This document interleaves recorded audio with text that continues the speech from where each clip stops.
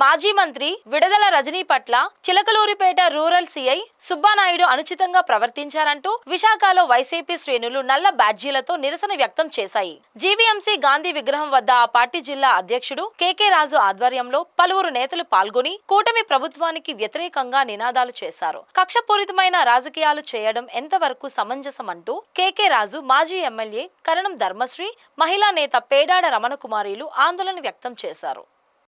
జిల్లాలోకి అందరూ కూడా తలదించుకునే విధంగా అక్కడ ఉన్నటువంటి సిఐ సుబ్బారాయుడు గారు ఏ విధంగా హ్యాండిల్, కనీసం మహిళా కానిస్టేబుల్తోనో లేకపోతే మహిళా పోలీసులతోనో ఆ చర్య మాట్లాడినా లేకపోతే ఇంకో విధంగా చేసినా ఈరోజు మనం ఇలాంటి పరిస్థితులు ఉండేవి కాదు.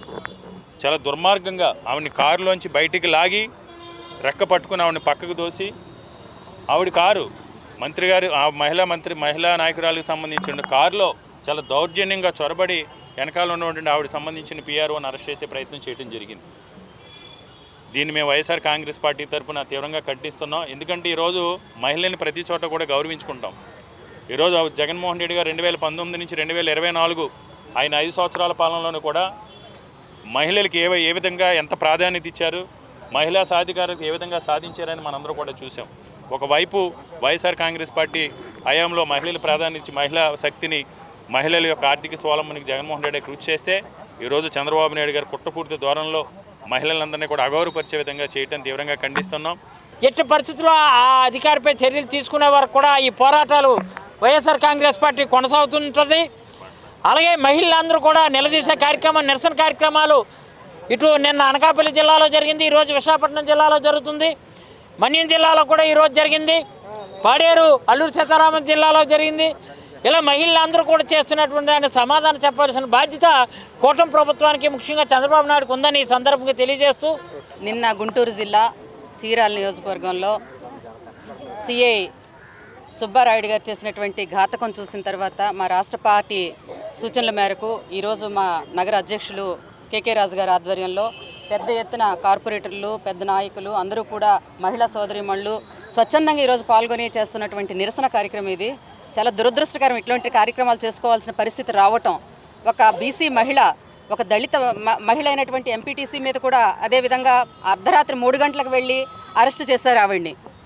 అదే ఒక మంత్రి చేసినటువంటి వ్యక్తి విడుదల రజనీ గారు, ఒక ఎమ్మెల్యే, ఎక్స్-ఎమ్మెల్యే, ఒక మంత్రిగా చేసినటువంటి వ్యక్తి, అటువంటి వ్యక్తిని కారులోంచి హీనంగా ఒక సీఐ చెయ్యి పట్టుకొని బయటికి లాగి ఆవిడని తోసేసి, అంటే కనీసం ఒక మహిళా కానిస్టేబుల్నో, మహిళా ఎస్ఐనో, మహిళా సీఐనో పెట్టుకొని చేయాల్సినటువంటి పనిని ఆయన దౌర్జన్యంగా, అంటే ఎటు వెళుతుంది దేశం, ఎటు వెళుతుంది రాష్ట్రం, ఎటు తీసుకువెళుతుంది ముఖ్యమంత్రి గారు, ఎటు తీసుకువెళుతున్నారు, ఏమనుకుంటున్నారు మహిళలకి?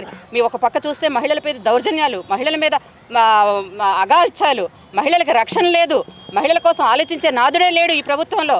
అటువంటిది ఇంతకుముందు జగన్మోహన్ రెడ్డి గారు ముఖ్యమంత్రిగా ఉన్నప్పుడు కనీసం దిశ యాప్ ఉండేది. దానివల్ల ధైర్యంగా అర్ధరాత్రి అయినా నడిచి వెళ్ళేవాళ్ళు మహిళలు, చక్కగా ఉద్యోగాలు చేసుకునేవారు, పనులు చేసుకునేవారు. ఈరోజు మహిళలకు రక్షణ లేదు, మహిళల కోసం ఆలోచించే నాదుడు లేడు.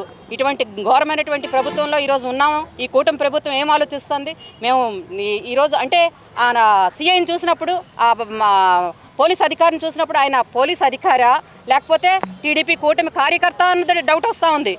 ఈ విధంగా ఉంది ఈరోజు ప్రభుత్వం చూస్తూ ఉంటే.